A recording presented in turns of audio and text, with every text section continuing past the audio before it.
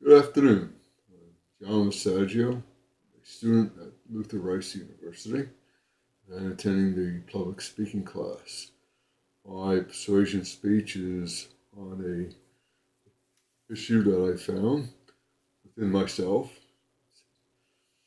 It is according to Psalms 141, 1 through 4, 1 through 5.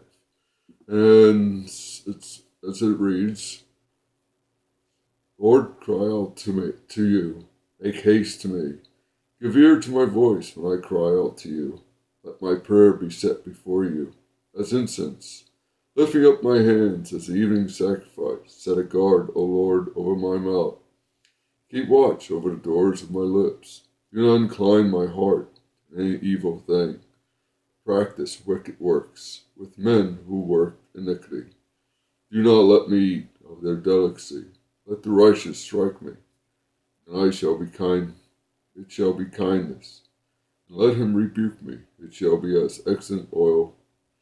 Let my head not refuse it. When I read Psalms, I realized I was making a mistake. I oh, I've been careful. Watch what I said. Watch what I did. And how I act. But there was something else that was going on within me. And I realized that my wife was trying to tell me when we used to go out to dinner. We ordered wine or beer for dinner. But at first, it didn't really bother me. I didn't really care about it, what people were thinking about me. Until the time I read a survey off of off of the Christianity Today. It's a good survey. It's a good magazine. But when I seen the survey, it said 74. It was the title was the Weaker Brothers in Booze. 74% agreed Christians drinking alcohol can cause the believer to stumble. This really got to me. I was wondering, the Holy Spirit convicted me on this. It really bothered me. And I was thinking about this. But it was not until my professor in Christian service, when he was talking in 1 Corinthians 8, 9 to 13, and it always said, this really struck me. This really convicted me. I realized my testimony mean nothing if another Christian saw me drinking or ordering beer or wine for dinner. It would be like that Christian would look at me as I'm a hypocrite. And then you have a second set of people, the new Christians, the weak brothers and sisters. They will look at me and say, oh, he's drinking, so I could do the same. And then you have the world that sets us up to a higher standard. And I realize this, that when the world sees me, they would point fingers at me, criticize me.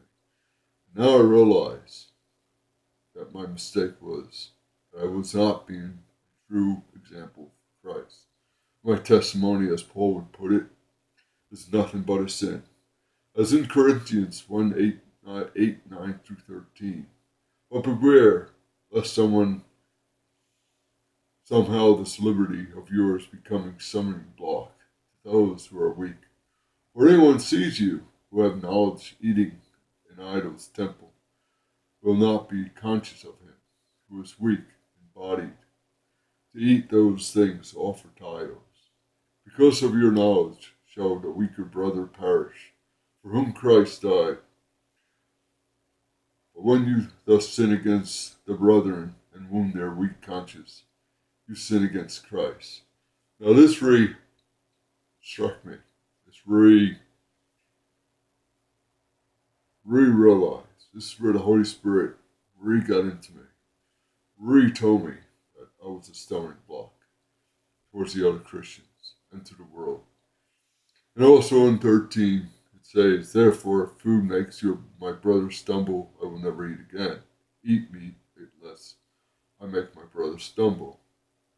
So you paraphrase that, and that I would never again order beer or wine, lest I make my brother stumble. You gotta realize when you step out of church, you just don't represent church, you represent Christ. People are watching you. People are watching the way you act, the way you think, the way you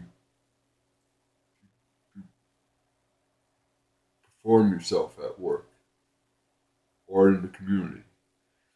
And you could take the last part of Psalms 141. As it states, you can paraphrase it. Let the Holy Spirit strike me, it shall be as kindness. Let him rebuke me, it shall be as excellent oil. Let my head not refuse it. I realized this when the Holy Spirit convicted me into such an issue. I realized that I have to, if I want a beer, I would have to have it in the privacy of my own home, so nobody else would see me. Now I realize what my wife was telling me, that I am an example. I'm the ambassador for Christ. How can I be a witness if I'm a stumbling block towards my brother? And in conclusion, I must say, a quote from Billy Sunday. Temptation. It's the devil looking through the keyhole, yielding. And yielding, it is opening the door, inviting him in, by Billy Sunday. That is so true. When you're tempted to be a stumbling block towards your brother, it is important that you realize that Psalms 141, 1 through 5, and Romans 14:21, and 1 Corinthians 8, 9 through 13 is true. You need to be the example. Thank you for listening to my speech. Hope you enjoyed.